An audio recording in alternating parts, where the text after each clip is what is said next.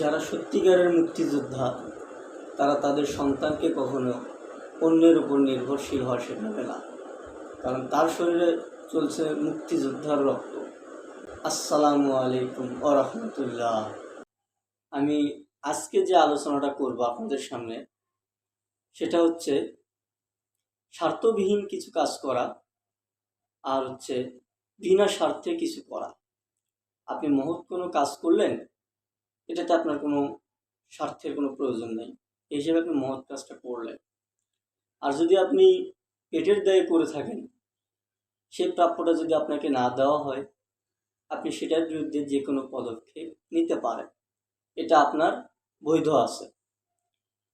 কিন্তু আপনি এই দেশের জন্যে রক্ত দিলেন, যারা রক্ত দিছেন তারা কি মনে করে মাঠে নামছেন লড়াই করার জন্য? শুধু একটা হাতের লাঠি নিয়ে বন্দুকধারীদের বিরুদ্ধে তারা যুদ্ধ করছেন। তখন কি তারা ভেবেছিল যে এই যুদ্ধে আমরা জয়লাভ করার পর আমরা এত এত সুবিধা নেব, এত এত ফ্যাসিলিটি পাব? আমার মনে হয় না এমন কোনো ব্যক্তিও এইরকম কোনো চিন্তা ভাবনা করছেন। যদি করতো, তাহলে আমার মনে হয় না অসৎ নিয়তে কোনো কাজ সাকসেস হয়। যেহেতু তাদের নিয়তটা সঠিক ছিল, হয়তো সঠিক ছিল, যার কারণে আল্লাহ পাক আমাদের দান করছেন। তো এই যে এত বড় মহৎ কাজ করার পর তাদের যে স্বার্থের হাসিলের জন্য যে এটা চলতেছে কিংবা এতদিন চললো, এই যে দেশে রক্ত দিয়ে যে দেশটা কেনা হলো, এই দেশে অর্ধশত বছর নাই যেতে সেই রক্তে কেনা দেশটায় এ কেমন অবস্থা, এটা কেমন দুর্দশা। মানুষ তো দেখে কিংবা বোঝে, আর আমরা অনেক ইতিহাস দেখি শত শত বছর ধরে পড়ে আছে এবং সেগুলো আজও মানুষ দেখে, পড়ে এবং তুলে ধরে। এটাও একটা আমাদের ইতিহাস। কিন্তু এই ইতিহাসটা যদি 50 বছর, আপনার 100 বছরও পূর্ণ না হতেই এই এই অবস্থা হয়, তাহলে আমি জানি না এটা কত বছর মানুষের সামনে বহাল থাকবে। আমরা চাই এই দেশের সংস্কার, এই দেশের সংস্কৃতি যেন শত শত যুগ যুগ বছর মানুষের সামনে উঠে আসে এবং বাইরের দেশে যেন তারা যেন চিন্তা ভাবনা করে এবং গবেষণা করে। কারণ যখনই কথা আসবে তখনই হবে এটা যে এই দেশটা রক্তে কেনা।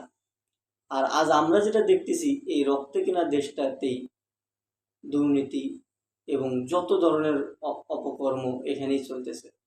এই হচ্ছে স্বাধীনতার, এই হচ্ছে আপনার বিজয় লাভের অর্ধশত বছরই এই অবস্থা।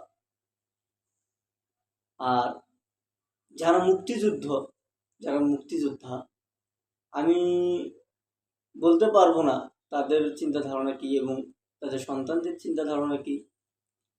তবে যারা আপনারা মুক্তিযুদ্ধ করছেন, রক্তের বিনিময়ে যারা